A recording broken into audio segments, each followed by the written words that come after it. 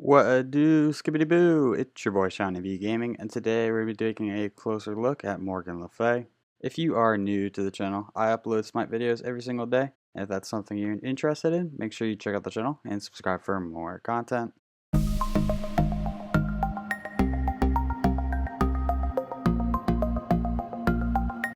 Who is Morgan Le Fay? Arthurian legends tell of an enchantress. In the older text, she's the Queen of Avalon, a healer and an ally to many. However, as those tales were told throughout different times and places, the enchantress became more and more sinister.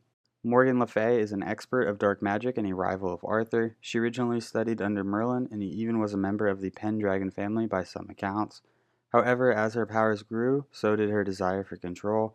She turned against the family, and through the use of magic could manipulate one's body and mind. She became a fearsome enemy who could slay any knight. Morgan Le Fay has been watching as Arthur and Merlin rise among the ranks of the Olympians, and she is not about to let them gain more followers without a challenge. Our vision. Morgan Le Fay can have a wide variety of depictions and motivations, ranging from altruistic good to cruel evil. Her more benevolent representations tend to come from earlier Welsh mythology, similar to early depictions of Merlin. The English texts that are best known as the official source of Arthurian legend show the depiction of her that is more commonly featured in modern artistic media, and the one we expect Smite players to be much more familiar with. Core themes. The theme, dark magic. She etches powerful sigils to inflict pain and suffering on her enemies. She can summon dark entities and warp the mind. Visuals, royalty, and power. She is elegant and dignified. Her armor is finely crafted and she wields a sword as a magical conduit, symbolic of her rivalry with King Arthur. Personality, cunning and vengeful. She would just as happily win a battle through a conversation than fighting. She doesn't need magic to sow distrust and win her way.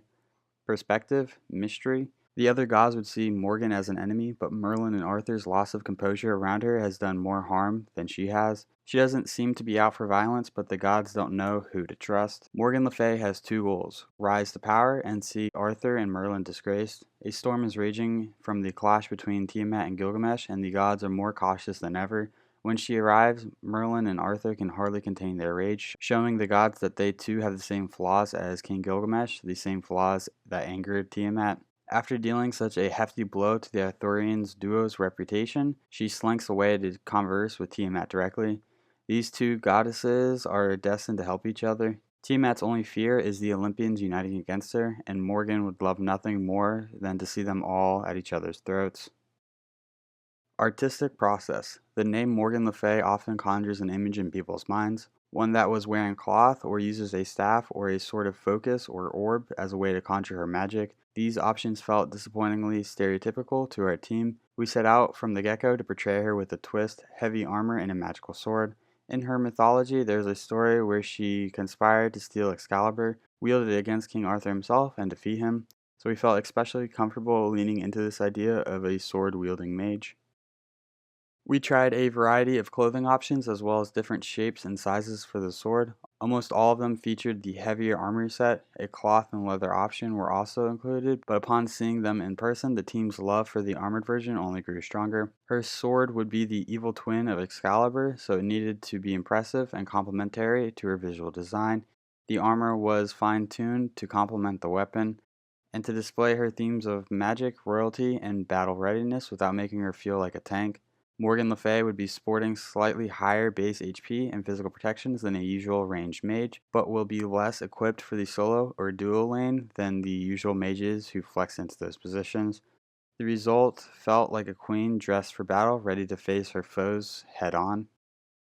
After a few more iterations, we arrived at the final product. It should be noted that although Morgan takes more stoic pose in these concepts, her use of the sword included much more movement and magic in the game. The magic blade floats behind her as if an invisible sheath and is able to be summoned to her hand in the blink of an eye to aid in her spellcasting. Morgan Le Fay is a mage designed for mid lane. She focuses on range damage and her kit rewards the hitting of opponents with as many different types of magic as possible. She is generally immobile, so positioning is important, although she does have a few tricks up her sleeve if an enemy gets close.